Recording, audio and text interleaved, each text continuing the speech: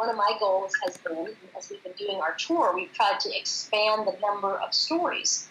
Often, when people talk about Latinos, they're really talking about immigration. If you look at political coverage, for example, it's almost exclusively talking about immigration, to the point where if there's a panel, the Latino reporters will be brought in to talk about immigration, and then as soon as it's done, they're kind of escorted off the set.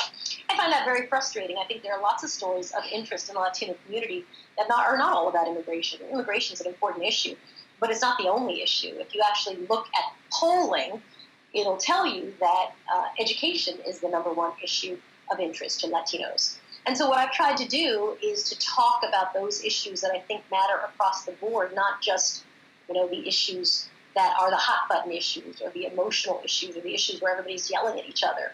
So, our goal at our company, which is called Starfish Media Group, is really to tell what we call the untold stories that are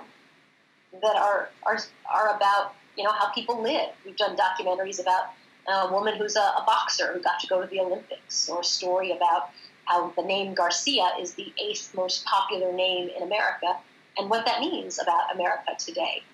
There are just how the Catholic Church is changing because of the influx of Latinos. There's a gajillion stories. And so I think that's how you can help the Latino community, and not just the Latino community. I think every community, by telling more diverse and interesting stories about people instead of the same old, tired narratives that exist about Latinos for people who maybe aren't Latino or people who don't necessarily have any clue about what are interesting stories.